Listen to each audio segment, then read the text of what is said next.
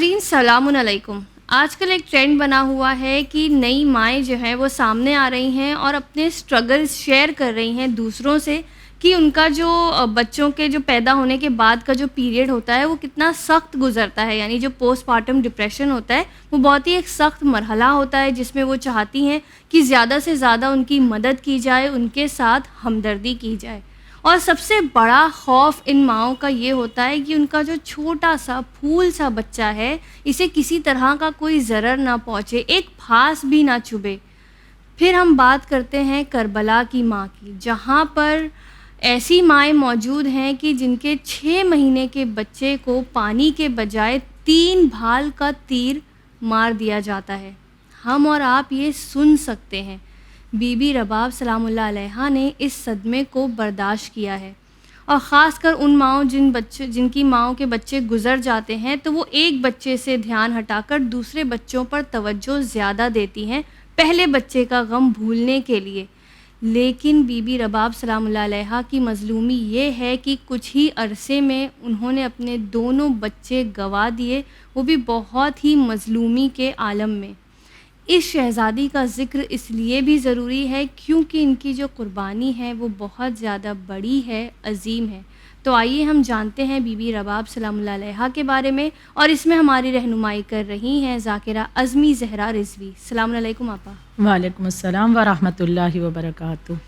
آپا, ہم سب نے مصائب میں بی بی کے بارے میں سنا ہے, بی بی رباب کے مصائب سنے ہیں, لیکن ہم یہ نہیں جانتے کہ بی بی کی شخصیت کیسی تھی, وہ کس خاندان سے تعلق رکھتی تھیں. تو آپ تھوڑا ان کے بارے میں بتائیے کہ کس خاندان سے تھیں بی بی اور کہاں سے ان کا تعلق تھا. اعوذ باللہ من الشیطان اللعین الرجیم. بسم اللہ الرحمن الرحیم. واقعات کربلا پر اگر ہم نگاہ ڈالیں تو یقیناً ایک بہت اہم کردار جناب رباب کا ہے, اور جناب رباب کی قربانیاں کہ بے شک رہتی دنیا تک کے ایک بے نظیر قربانی ہوگی کہ جسے بھلایا نہیں جا سکتا. اور بے شک جناب رباب کا مرتبہ بہت بلند ہے. یقیناً کہ جیسا ابھی آپ نے ذکر کیا کہ یقیناً ایک ماں کے لیے اس کی اولادیں بہت زیادہ معنی رکھتی ہیں. وہ کسی بھی عمر کی منزل پر پہنچ جائیں اولادیں, لیکن ماں کو جو انسیت اپنی اولاد سے ہوتی ہے اتنی محبت وہ دنیا میں کسی شے سے نہیں کرتی. لیکن بالخصوص جب بچے چھوٹے ہوتے ہیں تو ان سے جو لگاؤ ہوتا ہے وہ بہت زیادہ, کیونکہ ماں یہ تصورات میں اس کے موجود ہوتا ہے کہ یہ بچہ بھی چھوٹا ہے, یہ مجھ پر ڈیپینڈنٹ ہے, ابھی مجھے اس کے کاموں کو انجام دینا ہے کیونکہ یہ بچہ بہت ہی ابھی کمسن ہے. لیکن کمسنی کے عالم میں اگر کسی کے بچے پر ظلم و تشدد ہو تو یقیناً یہ چیزیں کوئی بھی ماں برداشت نہیں کر سکتی. لیکن کربلا کی ماؤں کو سلام ہم اسی لیے کرتے ہیں کہ رہتی دنیا تک کے لیے کربلا کی وہ خواتین بالخصوص مائیں کہ جنہوں نے ان قربانیوں کو پیش کیا, اور اس میں ایک عظیم کردار جناب رباب کا بھی ہے. اور جناب رباب کی قربانیاں جہاں پر ایک طرف ہے, دوسری جانب اگر ہم آپ کے خاندان کی طرف نگاہ کریں کس قوم و قبیلے سے تھیں, یقیناً جاننا چاہیے بھی کہ یہ ہستیاں کہ اس قدر بلند مرتبے پر فائز رہیں, اتنی قربانیاں دین کے لیے, دین کی بقا کے لیے دی ہیں, تو ان کے بارے میں بھی اور زیادہ ہماری معلومات میں معرفت میں اضافہ ہونا چاہیے. جناب رباب کے بارے میں اگر ہم جاننے کی کوشش کریں تو آپ جس خاندان سے تھیں وہ ایک ایسا خاندان ہے کہ جو معمولی نہیں, یعنی کہ آپ کے جو والد محترم تھے کہ وہ کوئی معمولی انسان نہیں تھے بلکہ وہ شریفوں میں اشراف میں گنے جاتے تھے, بہت زیادہ مالدار تھے, لیکن ان کا تعلق نصرانی مذہب سے تھا. اور تاریخ میں ملتا ہے کہ امراء القیس کی آپ بیٹی ہیں, اور جو کہ بہت زیادہ یمن کے بہادروں میں ان کا شمار ہوتا تھا, یعنی یمن سے ان کا تعلق تھا. نصرانی تھے لیکن ایمان کی خوشبو پہنچی ان تک کہ مدینہ آئے, اور مدینہ آنے کے بعد یہاں پر اسلام کو قبول کیا, ایمان لے آئے. اور یہاں جب آئے ہیں وہ تو تاریخ میں یہ بھی ملتا ہے کہ کوئی بیٹا نہیں تھا ان کا, یعنی جناب رباب علیہ السلام کی کوئی بھائی نہیں تھا, تو لہٰذا یہ بہنیں ہی تھیں. تو اب جب یہ مدینہ پہنچے ہیں, یہاں آنے کے بعد اب جب ایمان لے آئے ہیں, مولائے کائنات کی خدمت میں علی مرتضیٰ علیہ الصلاۃ والسلام کی خدمت میں ایک مرتبہ حاضر ہوئے, اور مولائے کائنات نے بھی یہ جانا کہ خدا نے ان کو بیٹیوں سے نوازا ہے. ایک مرتبہ خواستگاری اپنے بیٹوں کے لیے مولائے امیر نے کی ہے, اور اپنے دونوں بیٹوں کے لیے مولا نے پیغام دیا ہے, اور امراء القیس کی بیٹیوں کے لیے, یعنی جناب رباب اور ان کی بہن. اور ان کی بہن کون تھیں؟ وہ بی بی ام فروا تھیں. اچھا. جی, تو یعنی دونوں بیٹیاں اس گھر کی اہل بیت کے گھرانے میں بہو بن کر کے اب داخل ہو رہی ہیں. مولا کائنات نے اپنے بڑے بیٹے امام حسن علیہ الصلوۃ والسلام کے ساتھ جناب ام فروا کا عقد کیا, اور چھوٹی بیٹی جناب رباب کے ساتھ آگے چل کر کے کچھ وقت گزرنے کے بعد امام حسین علیہ الصلوۃ والسلام کا عقد مبارک ہوا. یعنی اس انداز سے ہم دیکھتے ہیں کہ جناب ام رباب اس طرح سے اہل بیت میں داخل ہوئی ہیں. یعنی امراء القیس کی بیٹی ایمان لے آئے اور اس کے بعد یہاں آنے کے بعد اہل بیت سے اس طرح سے آپ کا تعلق جڑ گیا. یہ تو پتہ ہی نہیں تھا کہ بی بی رباب اور بی بی ام فروا سگی بہنیں ہیں, تو یہ ہمارے لیے ایک نئی انفارمیشن تھی. اب پھر شادی کے یا نکاح کے کوئی حالات ملتے ہیں کہ کس طرح سے یہ ہوا اور کس نے نکاح پڑھوایا, کچھ اس طرح کے حالات موجود ہیں؟ یقیناً مولا کائنات نے خواستگاری کی تھی, پیغام ہو گیا, اور عقد کے بارے میں تاریخ میں اتنا ہی ہے کہ مطلب پیغام بھیجا گیا, اور ظاہر سی بات ہے ان کے لیے یہ بہت ہی خوشی کا مقام تھا ان کے والد محترم کے لیے کہ اس عظیم شخصیت کی طرف سے پیغام آیا, اور امام حسنین علیہ السلام کہ ان کے گھر میں ان کی بیٹیاں جو ہیں باعزت و باحترام جانے والی ہیں, تو لہٰذا عقد ہو گیا. اور اب جب اس گھر میں آئی ہیں تو جب اب زندگی آگے بڑھ رہی ہے تو یہاں تک کہ ہم دیکھتے ہیں کہ 55 ہجری تاریخ میں یہ بھی ملتا ہے کہ جب امراء القیس مدینے میں آئے ہیں اور ایمان لے آئے, اسلام قبول کیا, اس وقت جناب رباب چھوٹی تھیں. تو مطلب اس ایسی عمر نہ تھی کہ شادی کے لائق. تو کچھ وقت بیتنے کے بعد میں پھر سن 55 ہجری میں جناب رباب کا عقد جو ہے امام حسین علیہ الصلوۃ والسلام سے ہوا ہے. اور پھر سن 56 ہجری میں اللہ نے وہ بچی عطا فرمائی ہے کہ جنہیں ہم شہزادی سکینہ بنت الحسین کہتے ہیں, جنہیں جناب رقیہ بھی کہا جاتا ہے, سکینہ کہہ کر بھی یاد کیا جاتا ہے. اور ہم پھر اس کے بعد دیکھتے ہیں کہ وقت بیتتا رہا, یہاں تک کہ پروردگار عالم نے آپ کو بیٹا بھی عنایت کیا. یعنی جناب رباب کو اللہ نے دونوں نعمتیں عطا فرمائی ہے, بیٹا بھی دیا ہے اور بیٹی بھی عنایت کی ہے. آپا بی بی کی کچھ شخصیت اور کردار کے بارے میں بتائیے کہ کس طرح ان کا کردار رہا, اہل بیت کے گھرانے میں آنے کے بعد کس طرح انہوں نے اپنا کردار ادا کیا. جناب رباب کا کردار اگر ہم دیکھیں تو بہترین عابدہ بھی تھیں, بہت زیادہ شوق عبادت رکھتی تھیں, بہت زیادہ عابدہ تھیں, اور رحم دل خاتون تھیں. آپ کا دل جو تھا بہت رحم دل آپ تھیں, اور بہت لوگوں پر احسان کیا کرتی تھیں, اور اپنے زمانے کی شائستہ ترین عورت تھیں, اور بہت ہی زیادہ ملتا ہے کہ حسن و جمال میں بھی آپ بہت ہی بہترین تھی. جیسا کہ آپ کا نام ہے رباب, رباب کے معنی ہوتے ہیں ایک یہ بھی معنی ملتے ہیں سفید بادل, اور رباب کے ایک معنی بلندی کے بھی ہیں. تو جیسے آپ کا نام تھا اسی انداز سے آپ کا کردار بھی بلند تھا. ہم دیکھتے ہیں کہ جناب رباب میں عقل مند, بہت زیادہ آپ عقل مند تھیں, اور عرب کی عظیم شاعرہ بھی تھیں. یعنی آپ اشعار بھی لکھا کرتی تھیں, اور صابرہ بھی تھیں, دلیر بھی تھیں. یہاں تک کہ اس بات کا بھی ذکر بعض روایتوں میں ملتا ہے کہ جنگ کے متعلق چیزوں کا علم بھی آپ کو تھا, کیونکہ آپ کے والد جو تھے وہ بہادر تھے, اور امراء القیس جن کا نام تھا, اور بہادر تھے, اور وہ ان کی چونکہ کوئی اولاد مطلب بیٹا نہیں تھا, تو اپنی بیٹیوں کو بھی انہوں نے جنگ کے جو ہے ہنر سکھائے تھے. تو آپ کو تیر اندازی بھی آتی تھی, یعنی یہ تمام چیزوں میں بھی ماہر تھیں. لیکن جب اہل بیت کے گھر میں آئیں تو ان چیزوں کو کبھی بھی آپ نے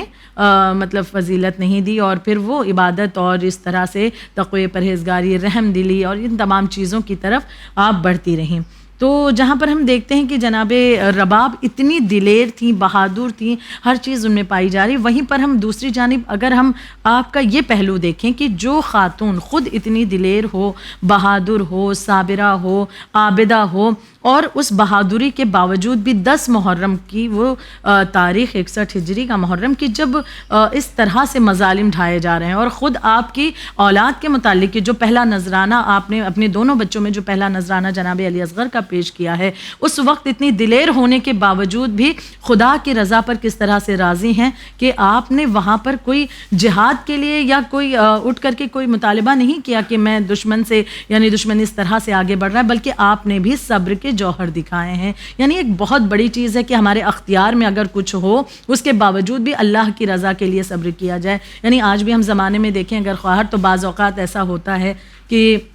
ہم کوئی ایسا شخص یا کوئی ایسا انسان کہ جو کسی چیز کے متعلق ہمیں اذیت پہنچاتا ہے یا تکلیف پہنچاتا ہے، دل دکھاتا ہے، تو جب ہمارے اختیار میں ہوتا ہے کہ ہم پلٹ کر اس سے بدلہ لے سکتے ہیں، لیکن اس وقت اگر ہم یہ سوچیں کہ خدا کی رضا کے لیے خدا پر چھوڑ دیا جائے، خدا وند عالم اس چیز کا بہترین جواب دینے والا ہے، تو خدا کی رضا کے لیے اگر اس چیز کو انجام دیا جائے تو یہ حقیقتاً بہت بڑی بہادری ہوگی. یعنی آپ کے پاس پاور ہے، اختیار ہے، آپ چاہتی ہیں، چاہ سکتی ہیں اور آپ جا کر کے بدلہ لے سکتی ہیں، لیکن اس کے باوجود بھی صبر کرنا، ضبط کر جانا، اصل میں یہ شجاعت ہے، جو کہ آپ کی اس شجاعت کا پہلو ہم میدان کربلا میں بھی دیکھتے ہیں. آپا، امام حسین علیہ السلام اور بی بی رباب سلام اللہ علیہ کی کوئی محبت کی مثال ملتی ہے تاریخ میں کہ کس طرح دونوں نے ایک دوسرے کا ساتھ دیا اور ایک دوسرے کی ہمت بنے ہوں؟ یقیناً ہم بی بی رباب کی مولا حسین علیہ الصلاۃ والسلام سے محبت اور مولا حسین کی محبت جناب رباب کے لیے، اس کے بارے میں تو وہ جملہ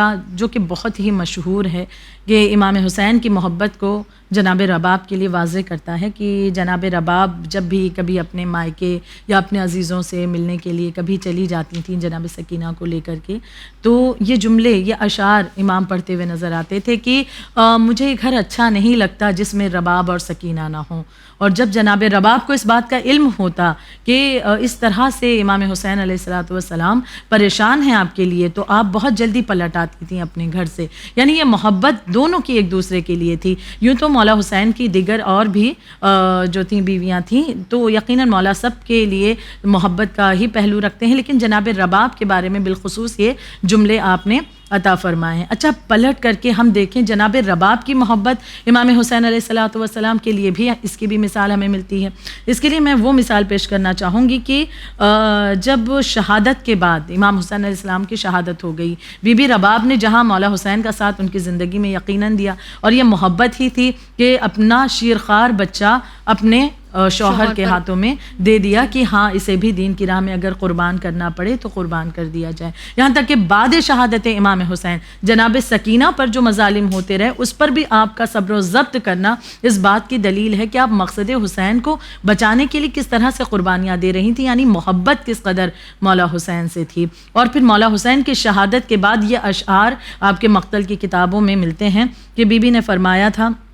کہ جس سے لوگوں کی زندگی کو روشنی ملتی تھی وہ کربلا میں شہید کر دیا گیا. مولا حسین کے لیے اس انداز سے اشعار آپ نے پڑھے کہ جس سے لوگوں کی زندگی کو روشنی ملتی تھی وہ کربلا میں شہید کر دیا گیا. اے رسول کے دلبر، خدا آپ کو جزائے خیر دے. آپ ایک پہاڑ کی مانند تھے جس میں مجھے پناہ ملتی تھی، اور ہمیشہ لطف و محبت سے آپ ہمارے ساتھ پیش آئے. آپ یتیموں، حاجت مندوں، درد مندوں کے لیے فریاد رس تھے. یہاں تک کہ جب شام میں جناب رباب نے مولا حسین علیہ الصلاۃ والسلام کے کٹے ہوئے سر کو دیکھا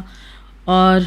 مولا حسین کے سر کو اٹھایا تھا تو گود میں لیا اور کہا کہ اے دشمن کے نیزوں کی چھاؤں میں شہید ہونے والے حسین، میں ہرگز آپ کو فراموش نہیں کر سکتی. دشمنوں نے آپ کو کربلا میں قتل کر دیا. بہت ہی درد ہوا کرتا تھا جب بھی آپ مولا حسین کو ان اشعار کے ساتھ یاد کرتی تھیں، یا جب پلٹ کر بھی آئی ہیں تو جس انداز سے آپ مولا حسین کو یاد کرتی تھیں، یقیناً وہ لوگوں کے دلوں کو ایک مرتبہ جگا کر ضمیر کو رکھ دیتے تھے. یہاں تک کہ پایا جاتا ہے کہ آپ بہت ہی جوان تھیں جب پلٹ کر آئی ہیں، ابھی کم عمر ہی تھی آپ کے لیے پیغام آنے لگے. مدینہ جب پلٹ کر کے آئی ہیں واقعات کربلا کے بعد، تو آپ نے یہ جملہ کہا تھا جب رشتے آ رہے تھے، پیغام آ رہے تھے کہ میں اب حسین کے بعد کسی اور کے بارے میں تصور بھی نہیں کر سکتی، کیونکہ میں رسول اللہ کے سوا اپنا سسر کسی کو نہیں مانتی ہوں. یعنی آپ نے ان رشتوں سے بھی انکار کر دیا، اور جب تک زندہ رہیں عزاداری امام حسین علیہ الصلاۃ والسلام برپا کرتی رہیں، گریا کرتی رہیں. یہ آپ کی مولا حسین سے محبت کی واضح دلیل تھی کہ جہاں آقا حسین نے یہ جملے کہے کہ مجھے وہ گھر اچھا نہیں لگتا جہاں رباب نہ ہو، تو آپ نے اپنے کردار سے اس بات کو ثابت کر دیا کہ مجھے بھی وہ دنیا پسند نہیں آتی کہ جہاں پر حسین نہ ہو. آپا، ابھی آپ نے کہا کہ بی بی رباب نے عزاداری امام حسین علیہ السلام کو باقی رکھا، تو کس انداز سے انہوں نے عزاداری امام حسین کو باقی رکھا اور بعد میں ان کا کیا رول رہا اس عزاداری میں؟ یقیناً اس حوالے سے خواہر اگر ہم غور کریں تو ایک بہت بڑی چیز جسے آپ نے ایجاد کیا ہے، جناب رباب کے بارے میں پائی جاتی ہے کہ جناب رباب جب پلٹ کر آئی ہیں کربلا سے اور مدینہ رہائی وغیرہ ہو گئی، اور اس سے پہلے بھی اگر ہم دیکھیں تو مولا حسین کی اس عزا کو برپا کرنے کے لیے، یعنی آپ کے غم کو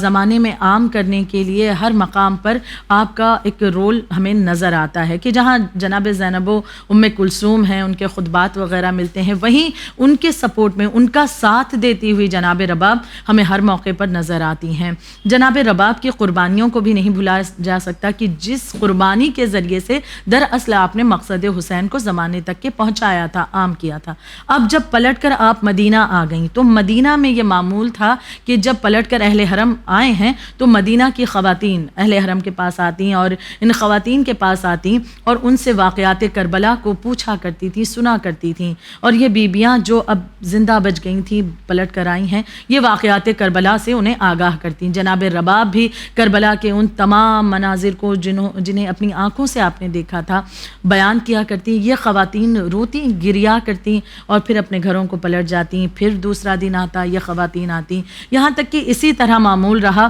ایک روز آپ نے دیکھا کہ جب خواتین آئی ہیں تو ان کا گریا یقیناً بہت زیادہ ہوتا تھا، ظاہر سی بات ہے، ہم 1400 برس ہو گئے ہیں، آج تک ہم رو رہے ہیں، وہ واقعات کربلا ایسے ہیں۔ تو اس دور میں جب خود بیویوں نے اپنی زبانی ان مصائب کو بیان کیا ہوگا تو کیا کوہرام برپا ہوا ہوگا، ہم تصور نہیں کر سکتے۔ آج کوئی عالم کوئی عالمہ اگر مصائب پڑھ دیتے ہیں، کچھ زیادہ اگر ڈیٹیل میں مصائب پڑھ دیتے ہیں تو ہمارے آنسو نہیں رکتے ہیں، ہمارا ضبط کر پانا محال ہو جاتا ہے۔ تو اس وقت جب بیویوں نے تڑپ کر ان تمام مظالم، ان مصائب کو، دربدری، بے پردگی اور شہادتوں کا بیان کیا ہوگا، کیا ایک کوہرام برپا ہوا ہوگا۔ اب خواتین آئیں، ایک روز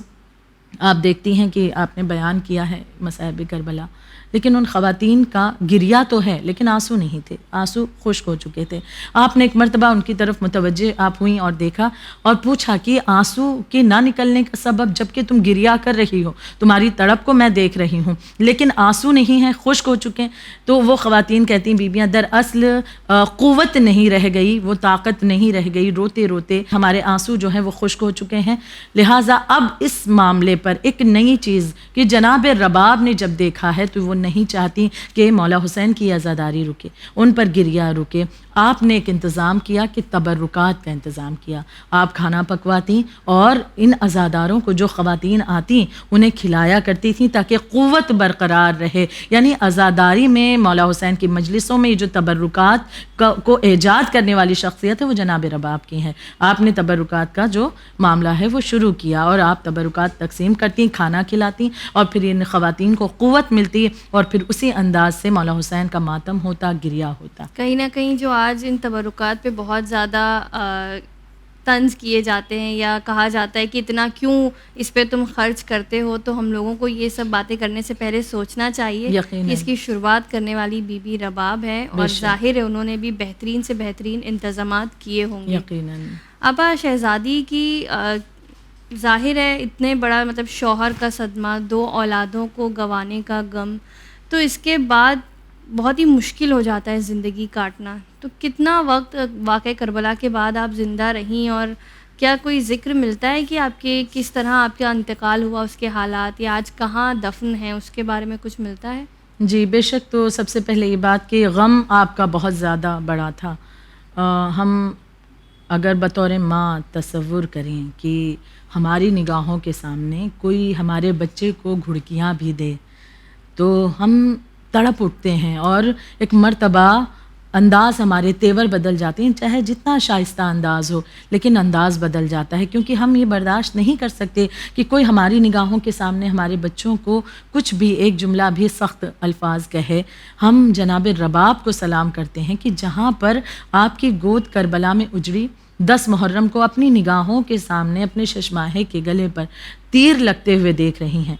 اس کے بعد ایک ہی تو سرمایہ تھا آپ کے پاس، شوہر بھی شہید ہو چکے، بیٹا بھی شہید ہو چکا، ایک ہی بیٹی اور بچی تھی، کیونکہ اللہ نے آپ کو 2 ہی اولادیں دی تھیں، جناب علی اصغر اور جناب سکینہ بنت الحسین۔ تو اب جب ایک اولاد بچ گئی تو یقیناً اگر کسی اللہ نہ کرے ایسا کسی کے ساتھ معاملہ ہو کہ کسی کی 2 اولادیں ہوں اور اس میں اگر کوئی ایک خدا نخواستہ فوت ہو جائے تو جو دوسری اولاد بچ جاتی ہے، انسان اس کی محبت اس کے لیے بہت زیادہ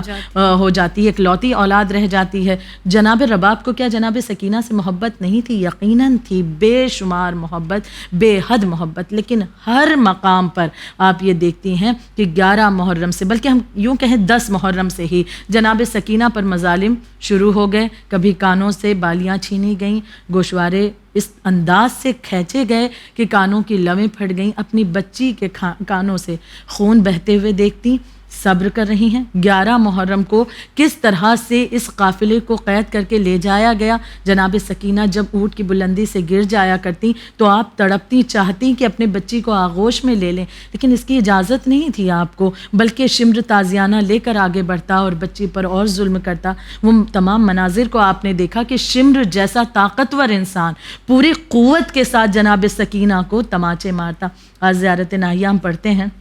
اس میں یہ جملہ اکثر پڑھ کر کے روتے ہیں کہ مولا امام وقت یہ جملے پر اس انداز سے گریہ کرتے ہوئے نظر آتے ہیں کہ سلام ہو میرا اس پر کہ جس کے رخسار کا رنگ مسلسل تبدیل ہوتا رہا. رخسار کا رنگ تبدیل ہونا یہ کب ہوتا ہے؟ اگر انسان ایک تماچا لگے کچھ دیر میں اس کی اذیت بھی کم ہو جاتی ہے اور جو نشان ہوتے مٹ جاتے ہیں. مسلسل تماچے پڑتے رہے جناب سکینہ کو، اس لیے آخری وقت تک کہ جناب سکینہ کے رخسار پر وہ تماچوں کے نشان تھے. جناب رباب ان تمام مناظر کو دیکھتی رہیں اور اس کے باوجود بھی آپ نے ضبط کیا، صبر کیا، یہاں تک کہ وہ مرحلہ بھی آیا کہ جناب سکینہ بابا کے لیے روتی روتی اسے زندان میں